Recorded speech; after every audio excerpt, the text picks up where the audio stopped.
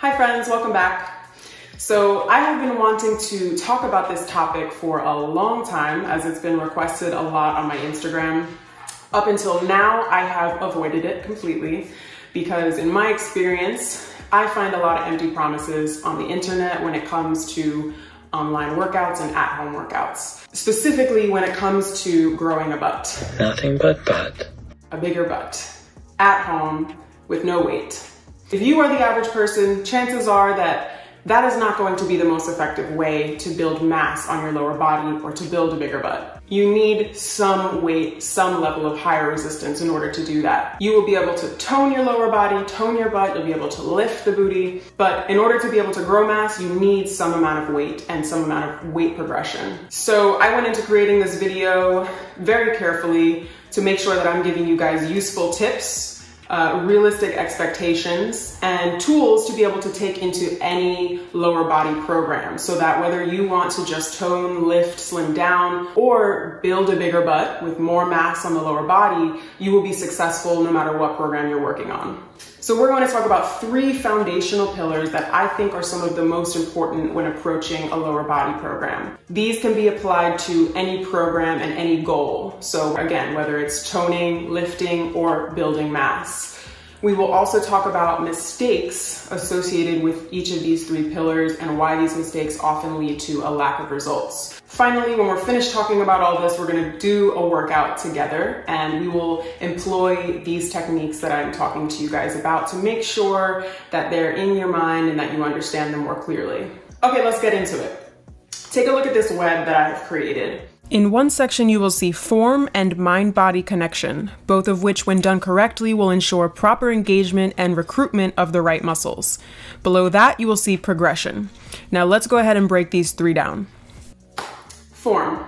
So at its foundation, form is going to prevent injuries. It's going to keep us safe while we're working out. Correct form also places our body in the correct position to be demanding the right things from the right muscles.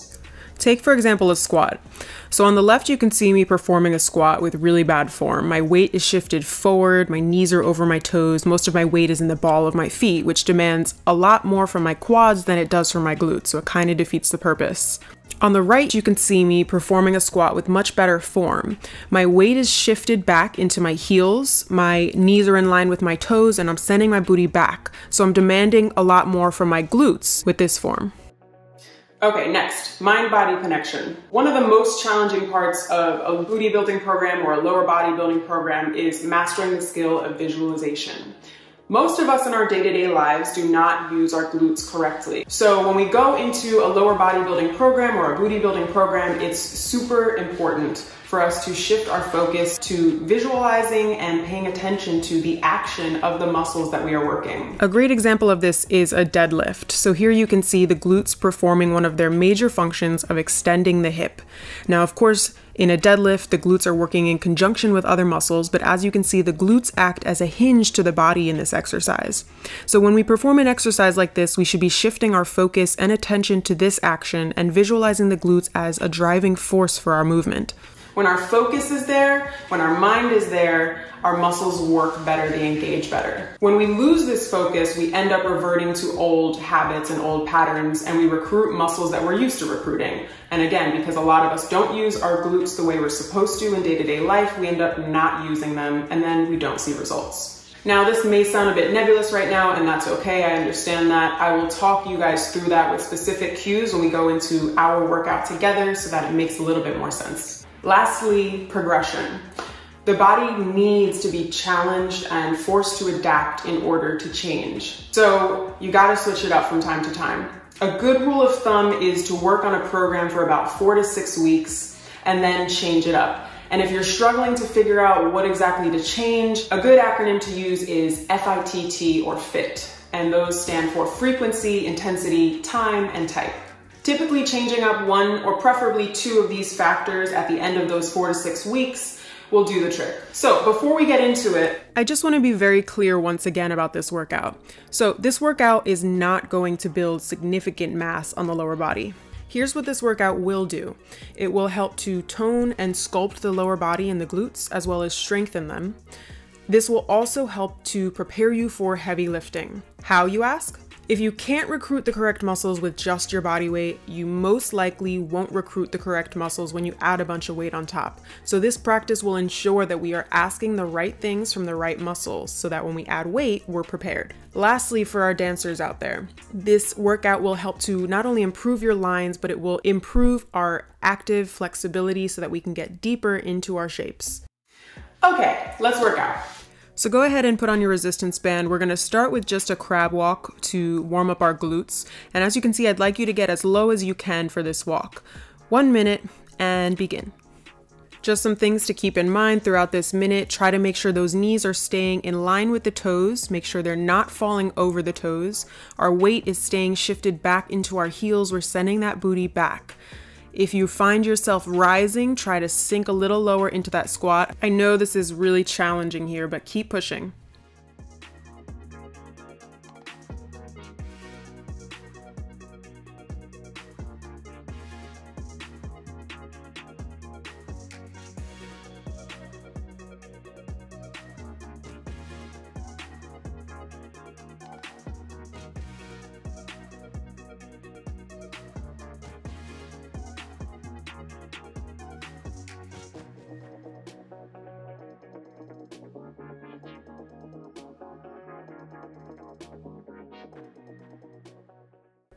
Okay, 15 seconds rest we'll do in between each exercise. So take a breather, take some water.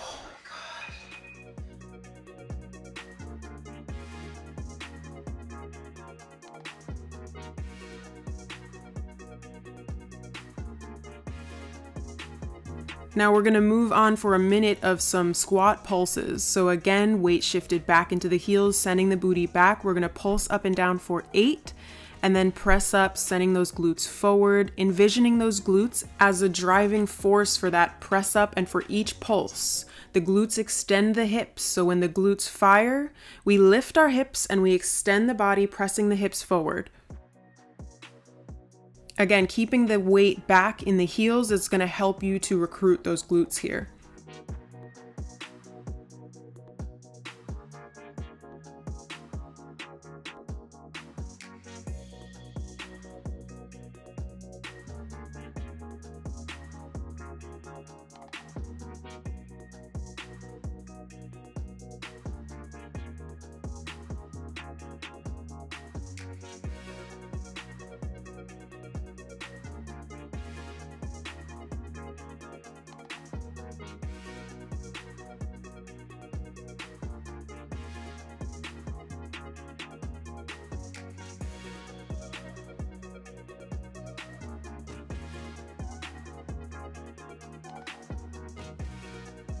For this next exercise, you're going to bow your knees out to the side.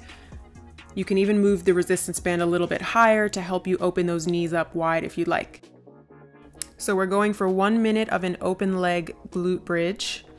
Knees are bowed out. We're pressing our hips up to the ceiling, keeping the lower back flat. Make sure there's no arch in that lower back. We want all of the work to be done by the glutes. So by bowing our legs out like this, we are activating and calling upon our external rotators, so our glute min and our glute med. Working on these two muscles is important for giving our butt that lift that we want. Now, just a reminder, focus your attention down towards those glutes as they press the hips up towards the ceiling. And if you feel like you're not feeling it in your glutes, go ahead and pay attention to your lower back. Make sure there's no arch there. With our back flat, we will better be able to fire those glutes.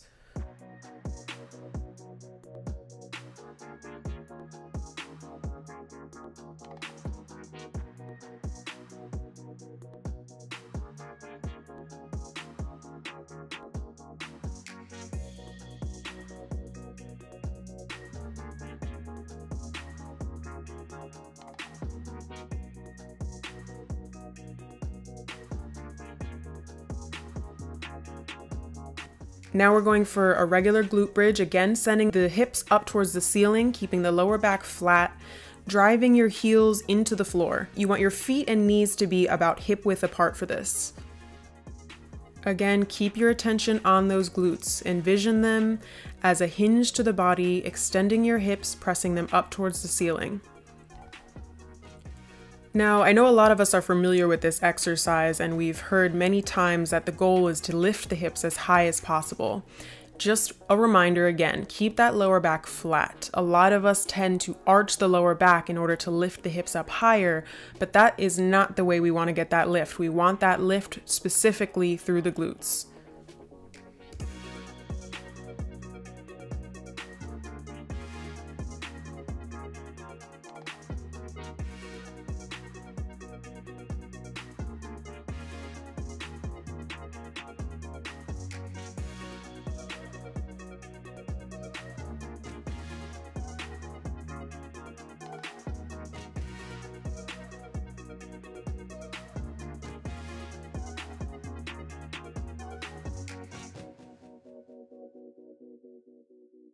Okay, we will finish this glute bridge chain with a single leg glute bridge. Same action, except now a little more challenging because we are on one leg. You want to keep your knees about hip width apart, driving that heel into the ground and pressing the hips up towards the ceiling. Again here, make sure you're keeping your lower back flat, no arch in that lower back. For our single leg exercises, we're going to do 30 seconds on each side. All right, now go ahead and switch sides. Again, keep that attention on the glutes. The glutes are still extending the hips, pressing the hips up towards the ceiling.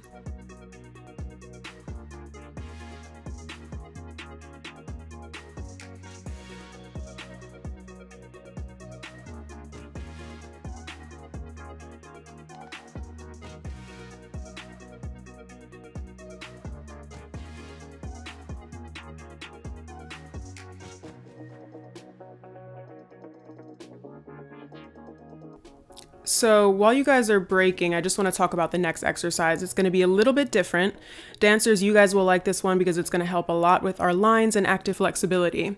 You're going to place one hand on the side glute that you were working with. You'll flex the foot and kick the heel up towards the ceiling, then point through the foot and lift the leg a bit higher, then flex and lower and repeat. Now that hand you've got on the upper glute is there to keep your focus and your attention on that glute. You should be able to feel in that hand your glute engaging. Last 3, 2, 1, and relax. Go ahead and switch sides. And same thing on the other side. Flex the heel, lift, point, and lift higher. Flex and lower, and repeat. Keeping that hand on the glute so you can feel the glute engaging underneath that palm. 30 seconds.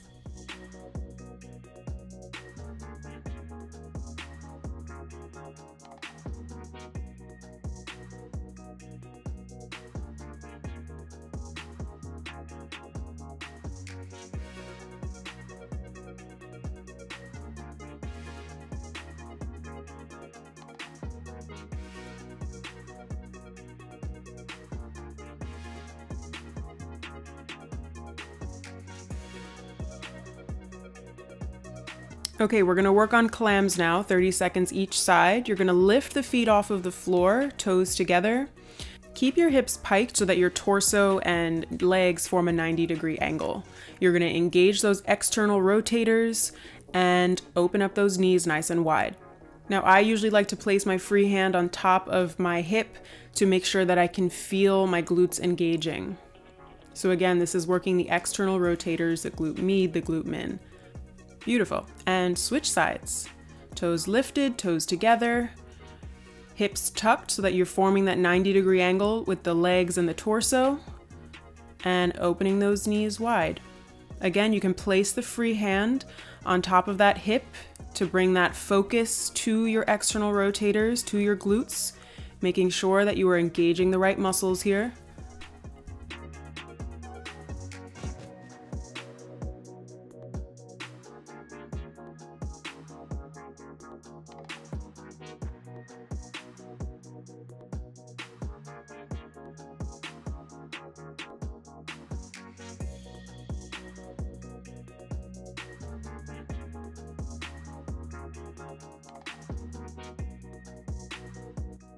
Okay, we're on our second to last exercise. You're gonna lay on one hip, palms to the floor, Now make sure you're looking at that other example I've provided at the top corner to make sure your form is correct.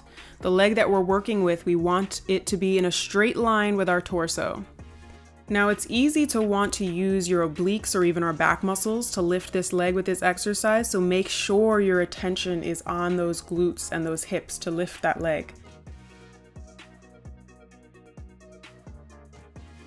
Okay, go ahead and switch sides.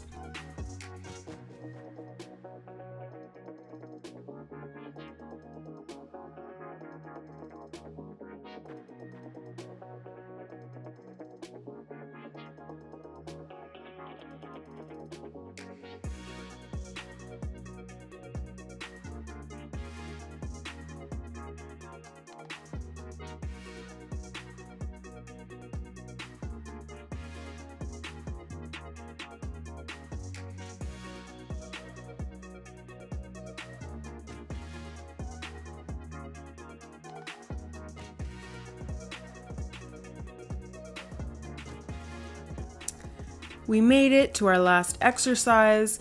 We are doing donkey kicks, or a variation of donkey kicks. We're gonna be on our forearms for this. And the reason I like doing these on our forearms is because it helps me to keep the arch out of my lower back.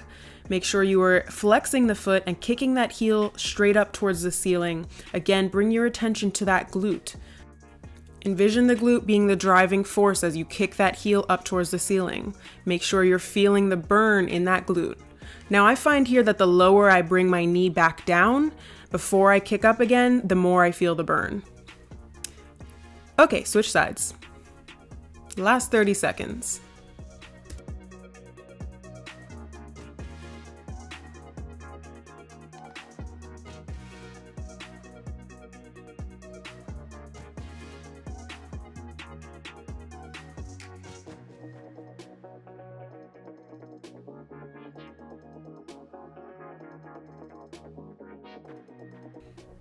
You guys, last 3, 2, 1, and you made it. As a reward, please enjoy. Now, if you guys don't feel the way that I did in that clip at the end of this workout, go ahead and get yourselves a stronger resistance band to use the next time. I personally used a light resistance band for this video, and I also linked the set of resistance bands that I have below this video for you guys to purchase. Now let's talk about progression really quickly before we tie things up.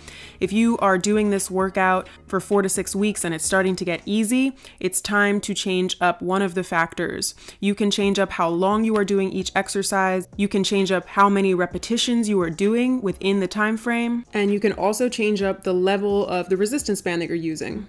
Now guys, don't forget to look below this video. I've provided where I've gotten my resistance bands. I provide where I've gotten my pole from and where you guys can get it from. And I also provide a link to my online pole tutorials and workouts available through my website, sammypicone.com. Thank you guys for watching. Subscribe and like this video and share it with your friends. And I will see you next time with a pole tutorial.